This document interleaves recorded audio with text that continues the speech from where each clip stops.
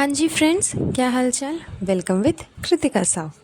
तो जैसा कि कल वाले पॉडकास्ट में मैंने आप सभी लोगों को बताया था कि किस तरह से मैडम साहिबा ने अपनी मॉम की इज़्ज़त की धज्जी उड़ा दी। अपने बेटे के बर्थडे वाले ब्लॉग में उन्होंने अपनी माँ की जिस तरह से बेइज्जती की, ढंग से तारीफ़ तक नहीं की जा रही थी उस औरत से। एंड उसकी माँ जिस तरह से अपने दुख को, अपने दर्द को बयां कर रही थी, वो तो मतलब अजीब ही एकदम सुन कर के लग रहा था। सेम चीज़ जनाब के फ़ादर ने भी की। जनाब के फ़ादर ने भी अपने बेटे के बर्थडे वाले व्लॉग में अपने दिल की बात एक मैसेज के थ्रू बताया। मुझे किसी ने कमेंट किया था कि जनाब के पास 2-2 3-3 मोबाइल है, एक मोबाइल नहीं है कि वो मैसेज नहीं देख पाए। तो 3-3 मोबाइल होने के बावजूद इस बेशरम राजा बेटा ने अपने फ़ादर का इतना प्यारा सा मैसेज नहीं देखा, जो कि उनके फ़ादर ने अपने बेटे के लिए उसे बर्थडे गिफ्ट के तौर पे लिख कर के दिया था। बिकॉज़ उनको पता है कि उनका राजा बेटा उनके पास आकर के बैठता तो है नहीं, टाइम स्पेंड तो करता है नहीं, तो फिर वो अपने दिल की बात अपने बच्चे को बताए तो फिर बताएं कैसे। सिर्फ़ एप्पल का वॉच दे देने से कि मैं आपका बहुत केयर करता हूँ, मैं ध्यान रखता हूँ कि आप कितने टाइम वॉक करते हो, कितने टाइम एक्सरसाइज करते हो, क्या खाते हो, क्या पीते हो, सिर्फ ये सब दिखावा करने से ही राजा बेटा नहीं बन जाता। ये जो अपने व्लॉग में हमेशा एंडिंग में डायलॉग मारता है ना कि अपने परिवार के साथ वक्त बिताइए, माँ बाप के साथ में वक्त बिताइए, प्यार कीजिए, तो कम से कम उस रूल को तुम खुद ही फॉलो कर लो। थोड़ा सा समय अपने फादर के साथ बिता लो, ताकि उनके दिल की जो बातें हैं वो उन्हें मैसेज के थ्रू तुम तक पहुंचाने की ज़रूरत ना पड़े। एंड जब उन्होंने पहुंचाया तो इस इंसान से वो मैसेज तक देखा नहीं गया, ना ढंग से पढ़ा गया। जब इसके फादर ने कहा कि मैंने मैसेज भी भेजा है, देन इस बेशरम ने मैसेज ओपन किया अपने व्लॉग में एंड फिर उसे पढ़ रहा है, जो कि इसे ढंग से पढ़ा भी नहीं जा रहा। तो कितना अच्छा राजा बेटा है वो तो दिख ही गया। एंड मैडम साहिबा कितनी अच्छी बेटी है वो भी कसर पूरी हो गई। मैडम की मम्मी भी अपनी एक एक चीज़, अपने दिल की एक एक फीलिंग बयां कर रही थी कि सम रीज़न्स के वजह से वो अपनी बेटी को उतना प्यार नहीं दे पाई जितना कि एक माँ को देना चाहिए था। उनके खुद के पर्सनल इश्यूज़ थे। एंड जाहिर सी बात है कि जब हस्बैंड एंड वाइफ में झगड़ा होता है, कुछ इश्यूज़ होते हैं, तो उसका सीधा असर बच्चे पे पड़ता है। एंड अपने झगड़े के चक्कर में माँ बाप बच्चे पे ध्यान नहीं दे पाते। वो ये भी नहीं सोचते कि उनके झगड़े का असर उनके बच्चे पे कितना गहरा पड़ सकता है। तो यही सारी कॉम्प्लिकेशंस, यही सारी प्रॉब्लम्स मैडम की मम्मी एंड फादर के साथ में हुई थी, जिस वजह से मैडम की मम्मी जो है वो मैडम के ऊपर में उतना ध्यान नहीं दे पाई, उतना प्यार नहीं दे पाई अकॉर्डिंग टू हर मदर। जैसा कि मैडम की मम्मी कह रही हैं कि वो उतना प्यार नहीं दे पाई, जबकि ऐसा लगता नहीं है कि हाँ ऐसी कोई भी दिक्कत मैडम साहिबा को हुई होगी।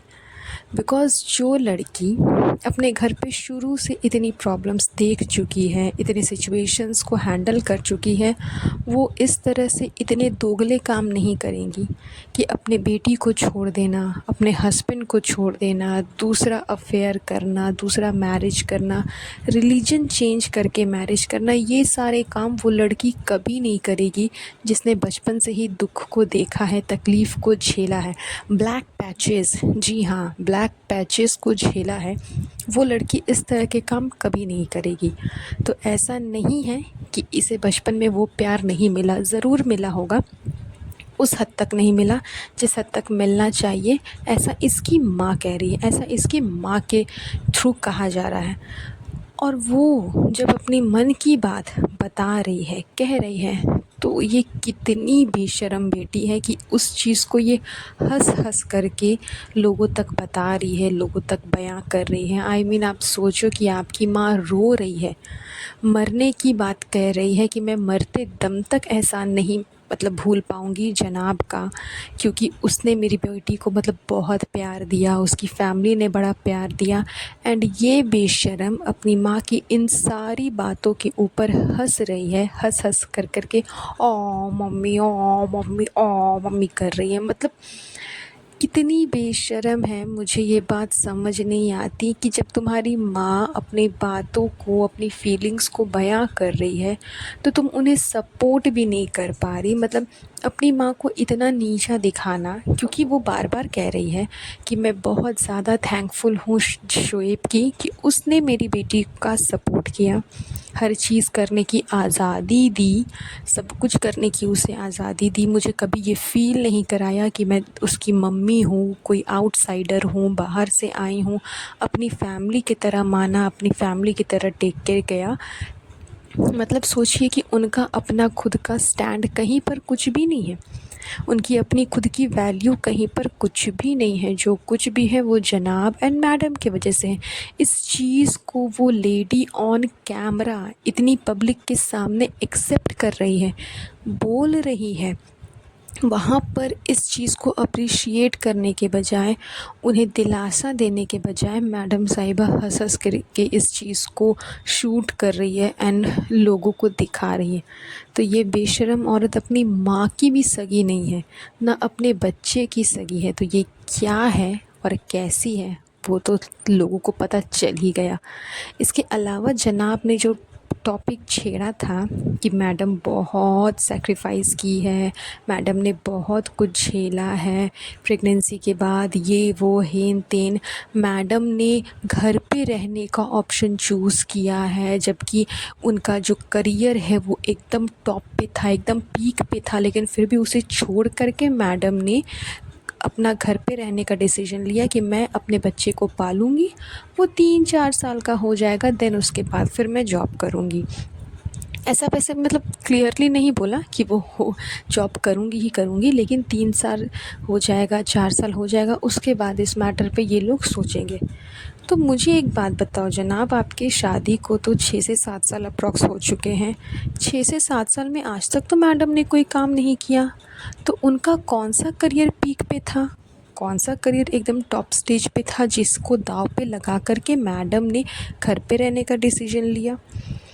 जिस तरह से मैडम की एकदम दिलदार वाली कहानी जनाब ने बयां की कि वो अपने डिसीजन को लेकर के बहुत मतलब एकदम ये थी, निश्चय करके रखा हुआ था कि हाँ मुझे बाहर नहीं जाना, मुझे घर पे रहना है, बच्चे को पालना है, मेरा जॉब मेरा करियर भाड़ में जाए मुझे फ़र्क नहीं पड़ता।